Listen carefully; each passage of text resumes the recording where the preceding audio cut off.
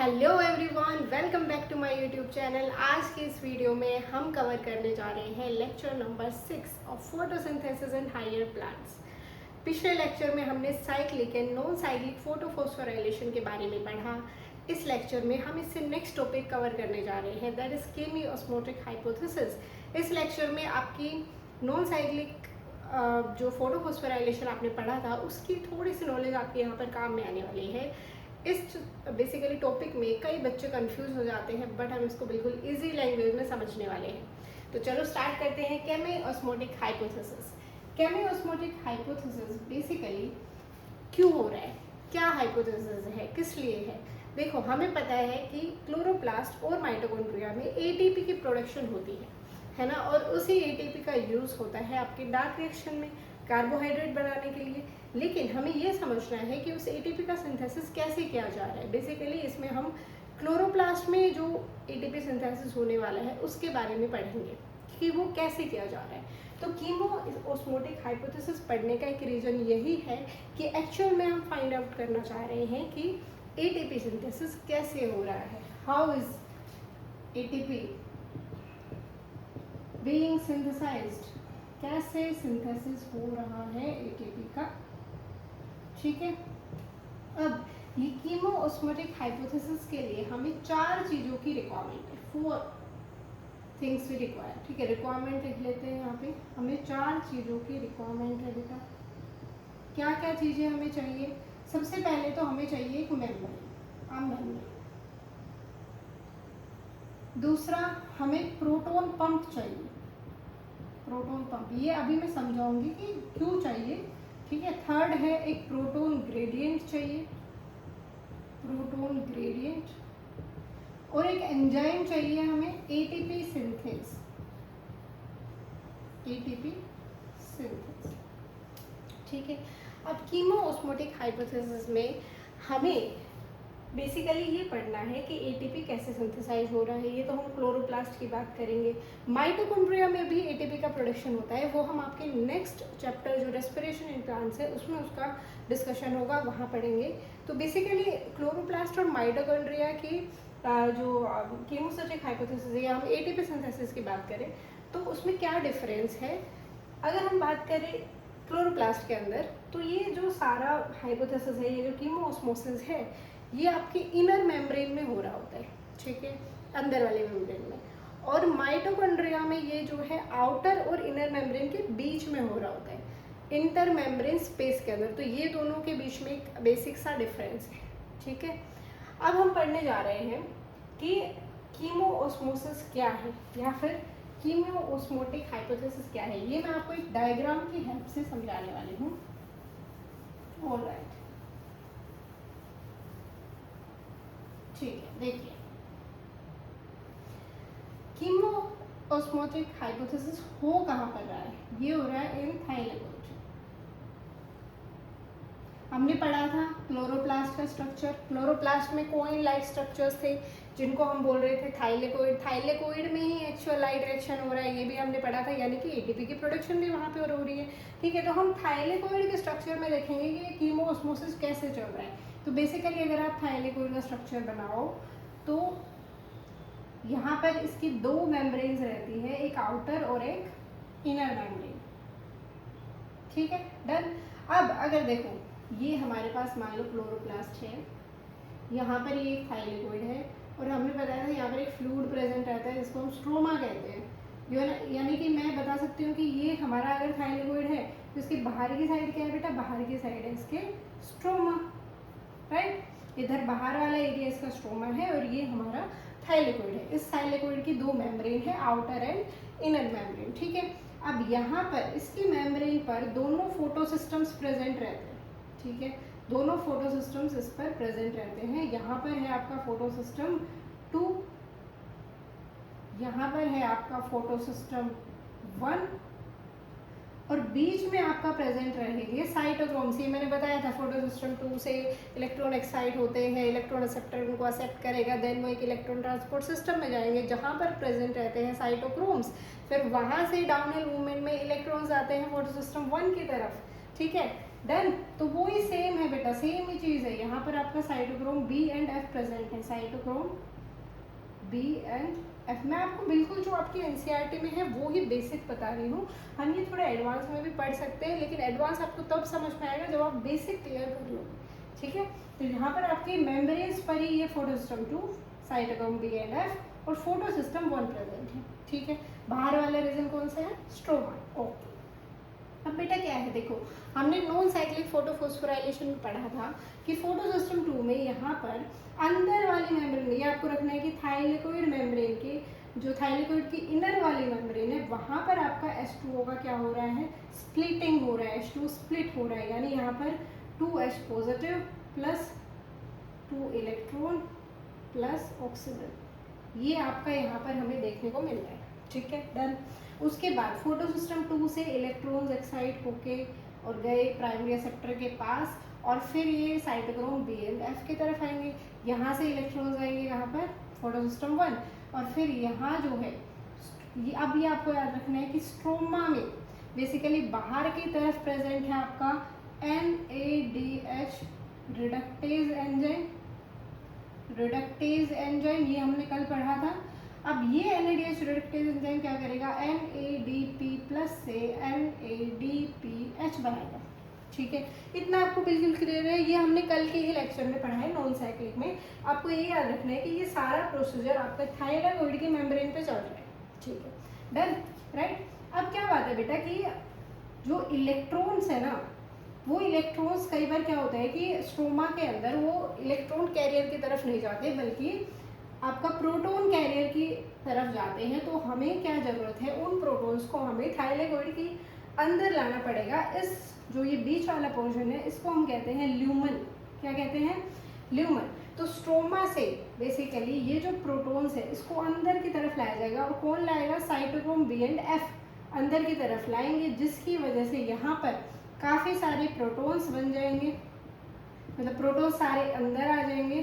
तो ये देखा जाएगा कि स्ट्रोमा के बाहर प्रोटॉन्स की कंसंट्रेशन कम हो गई है, और ल्यूमन के अंदर जो प्रोटॉन्स की कंसंट्रेशन है वो ज़्यादा हो गई है, जिसकी वजह से यहाँ पर ये बन गया है प्रोटॉन ग्रेडियंट। ये क्या बन गया है बेटा? प्रोटॉन ग्रेडियंट, ठीक है। अब ये जो मेम्ब्रेन है, अब यहाँ पर आपका प्रेजेंट है एक एफ नोट। क्या प्रेजेंट है यहाँ पर? F note. यहाँ नीचे की साइड प्रेजेंट है F1। अब ये है क्या? ये है ATP synthase. ATP synthase, ATP synthase के ही दो पार्ट हैं, F note and F1। F note जो पार्टिकल है या F0 जो पार्टिकल है वो इस मेम्ब्रेन में बिल्कुल धंसा हुआ रहता है, जो एक ट्रांस मेम्ब्रेन चैनल की तरह काम करेगा, और वो इन प्रोटॉन्स को बाहर लाएगा F1 की तरफ, ठीक है। इस प्रोटॉन का ब्रेकडाउन होगा, बहुत हाई अमाउंट में एनर्जी रिलीज होगी, और वो एनर्जी जो है यहाँ F1 की तरफ आएगी, जिसकी वजह से इसका स्ट्रक्चर F1 का कन्फर्मेशनल चेंजेस आएंगे इसके स्ट्रक्चर में, और बनेगा ADP से ATP। और यही हम बनाना चाह रहे थे। क्या बनाना चाह रहे थे? ATP, right. देखो दोबारा से समझते हैं, बहुत बेसिक है। आपकी NCERT में कुछ आई थिंक 3 आपके पॉइंट्स दिए गए हैं। उन पॉइंट्स को पढ़कर हो सकता है कि आप थोड़े से कंफ्यूज हो जाए, बट मैं इसको काफ़ी इजी लैंग्वेज में समझाने की कोशिश कर रही हूँ। स्टार्टिंग से देखते हैं। देखो, ये जो पूरा कीमोऑस्मोसिस है ये कहाँ चल रहा है? थाइलेकोइड में, ठीक है। बेसिकली थाइलेकोइड की मेम्ब्रेन में हम बोल सकते हैं, ठीक है। अब थाइलेकोइड के 2 मेम्ब्रेन है, आउटर एंड इनर, राइट। अब इसमें फोटो सिस्टम्स प्रेजेंट है दोनों, और cytochrome B and F present है, ठीक है। फोटो सिस्टम 2 हमने पढ़ा था कि इलेक्ट्रॉन्स आते हैं, यहाँ से बेसिकली लाइट है, लाइट आ रही है, यहाँ पर इलेक्ट्रॉन जो एक्साइट होंगे फोटो सिस्टम 2 की तरफ जाएंगे लाइट हार्वेस्टिंग कॉम्प्लेक्स से, और देन वो इलेक्ट्रॉन एक्सेप्टर के पास जाएंगे, then cytochrome B and F, then photo system 1, और यहाँ पे हमारा एक एंजाइम प्रेजेंट रहेगा NADH रिडक्टेज एंजाइम, NADP से NADPH बनेगा, ठीक है। इसके लिए भी हमें प्रोटॉन की ज़रूरत है, इसके लिए भी हमें हाइड्रोजन कैरियर की ज़रूरत है, ठीक है। स्ट्रोमा से प्रोटॉन्स को भेजा जाएगा ल्यूमन के अंदर कौन लाएगा, साइटोक्रोम बी एंड एफ खींच कर लाएगा। यहाँ पर काफ़ी अमाउंट में प्रोटॉन्स हो जाते हैं, यानी कि वो एक प्रोटॉन ग्रेडियंट बनाएंगे। बाहर प्रोटॉन्स की जो कंसंट्रेशन है वो कम होएगी स्ट्रोमा में, ल्यूमन में ज़्यादा होगी। और इस ल्यूमन के अंदर पीएच भी काफ़ी लो हो जाती है क्योंकि high amount of hydrogen ion present है। ठीक है, अब उसके बाद यहाँ पर एटीपी सिंथेज नाम का एंजाइम प्रेजेंट है जिसके दो कंपोनेंट्स है F note and F1। F note जो है वो मेम्ब्रेन में बिल्कुल धंसा हुआ रहता है, F1 आउटर साइड में होता है, that is facing stroma.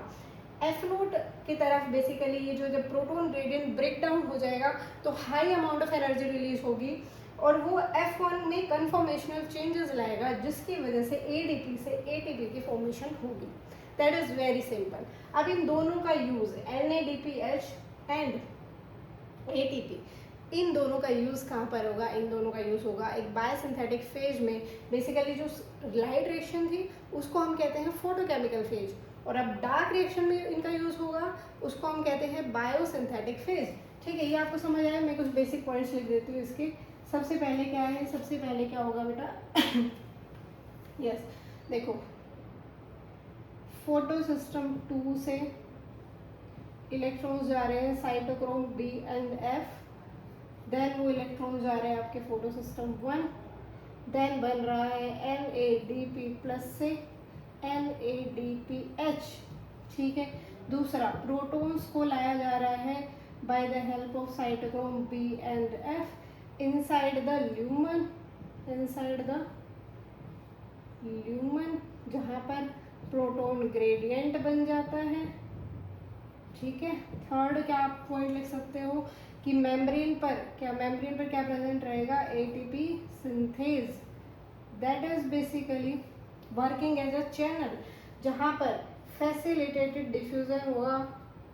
Facilitated diffusion का मतलब है कि इसको आउटर कंसंट्रेशन से बाहर लोअर कंसंट्रेशन की तरफ इसको लेके आया जाएगा प्रोटॉन्स को, प्रोटॉन ब्रेक डाउन होगा, इसकी हाई एनर्जी की वजह से F1 में कन्फॉर्मेशनल चेंजेस आएंगे और उसकी वजह से ADP से ATP बन जाएगा, दैट इज बेसिक रिएक्शन। ठीक है, नाइस, डन। ये था आपका कीमोओस्मोटिक हाइपोथेसिस। अभी अगर आपको इसको थोड़ा डिटेल में अगर आप पढ़ना चाहो ना तो ये आपका जो फोटो सिस्टम 2 है, ठीक है, फोटो सिस्टम 2 है, यहाँ से आपको याद रखने की जरूरत नहीं है ना। फोटो सिस्टम 2 से प्लास्टोक्विनोन की तरफ जा रहे हैं, देन ये प्लास्टोसाइन की तरफ जाएंगे, यहाँ पे साइटोक्रोम B6F प्रेजेंट रहता है, यहाँ पे FNR एंड देन FD फेराडॉक्सिन। तो ये इतना आपको याद रखने की जरूरत नहीं क्योंकि आपके NCERT में इतना मेंशन नहीं है। ठीक है, ओके। अब नेक्स्ट हम पढ़ने वाले हैं कि बेसिकली ये जो ATP है और NADPH है इनका यूज कहाँ पर हो रहा है। Use of ATP and NADPH, इनका यूज हो रहा है बेटा इन बायोसिंथेटिक फेज, बायोसिंथेटिक फेज यानी कि इन डार्क रिएक्शन, इन डार्क रिएक्शन। क्यों यूज हो रहा है, देखो पहला तो है ये क्या करते हैं, जो कार्बन डाइऑक्साइड है उसका फिक्सेशन करते हैं। ये हमने फर्स्ट लेक्चर में पढ़ा था कि कार्बन डाइऑक्साइड का रिडक्शन होता है, यानी कार्बन डाइऑक्साइड कहीं कहीं फिक्स हो रही है और उसकी वजह से बन रहा है कार्बोहाइड्रेट। तो CO2 का फिक्सेशन किया जाता है किस लिए, टू सिंथेसाइज कार्बोहाइड्रेट्स और we can say sugars, right. अब इसके लिए हम डार्क रिएक्शन में 2 साइकिल्स पढ़ते हैं, एक होता है C3 साइकिल, एक होती है C4 साइकिल। ठीक है, अब ये जो C3 है ये इसको हम केल्विन साइकिल भी कहते हैं। क्या कहते हैं, केल्विन साइकिल। ठीक है, क्यों कहते हैं, एक मेल्विन केल्विन नाम के साइंटिस्ट है। ये हम जब C3 साइकिल पढ़ेंगे तो डिटेल में पढ़ेंगे, अभी मैं बेसिक बता रही हूँ। एक साइंटिस्ट है और उन्होंने बेसिकली वर्क किया था वहाँ पर C14 that is radio isotopes का यूज़ किया गया था, कार्बन 14 का, after world war 2। And then उसके बाद देखा गया है कि जो पहला कंपाउंड बनता है वो 3 कार्बन का बनता है। ठीक है, वो बनता है PGA दैट इज फोस्फोग्लिसरिक एसिड या फोस्फोग्लिसरेट। ठीक है, फोस्फोग्लिसरिक एसिड। क्योंकि 3 कार्बन का पहला कंपाउंड बन रहा है इसलिए इसका नाम रखा गया C3।